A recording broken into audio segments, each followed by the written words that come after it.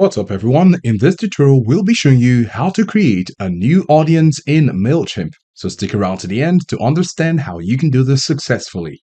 So first thing you need to do of course is to go over to your MailChimp and log into your account. Then on your homepage, you can look at the left side panel of your MailChimp. Our interest will be with audience. It's a drop down menu so you can click on it and this will bring other options. Now it will be set on the audience dashboard. And then the next step you'll need to take is to click on add your contact, as this is vital to creating an audience. So you're going to click on add your contacts. And on this page, you will be asked, how would you like to add your contacts? Now there are three options right here. You can import your contacts from another service. If we click on this and click on continue, you'll be taken to this page where you can add your contacts from other services. If you've used QuickBooks or Salesforce or Shopify, you can choose from any of these options if it applies to you. And then you can tap on done. However, if this doesn't work for you, you can choose upload a file or choose the copy and paste. We're going to choose upload a file and this will require us to upload a CSV or text-based files. Now we've created a contact list for the purpose of this tutorial. So we can choose upload a file and click on continue. Now there are two options to do this. You can browse for it or you can drag and drop it. So we're going to choose the drag and drop file. And this is a CSV file and the name is right here. So we're going to click on continue. And right here you can see the current audience name,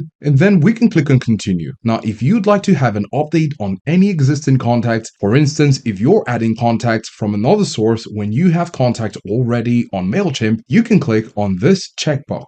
But since we're adding contacts for the first time, we're just going to continue. Now, this page is called Tag Your Contacts. Now, these are basically labels you want to add to your contact for this particular audience. You can add a custom tag as you wish, or you can select from popular tags. We're going to choose customer and member, and then we're going to click on continue. And on this page, you'll need to match the column labels to your contact information. This basically means that you just need to look at the contact and make sure everything matches. It also identifies that there are 5 contacts in the file, which is correct. Now there is an issue with this file and we're going to make some corrections right away. For example, when we click on the I, it says first name. However, when we click on cancel, we can see a first name and a surname. We're going to click on this and click on the drop down and we'll click on create a new field because this is a first and a surname. Now we've created a new field called full name and the data type is text. We're going to click on confirm and that rectifies that problem. Now you can repeat the process for each of these red columns. Now we're in country and when we click on it, you can see the field for this column is first name and this is really not a first name, but this is where country is located. Now you can go ahead and make the corrections by creating a new field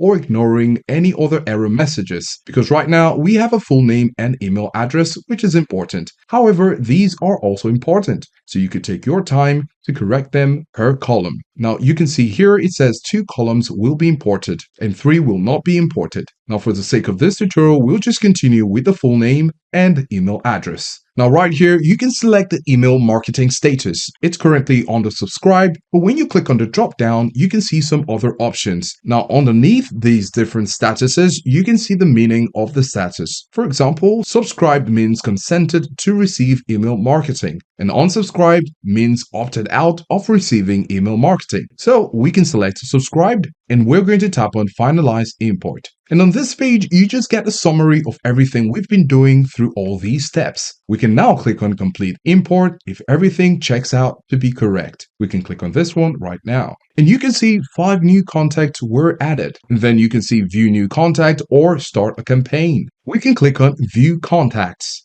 So with our contacts added, we can go ahead and create our email campaigns or automated emails with our newly created audience. Let us know if this was helpful and thanks for watching.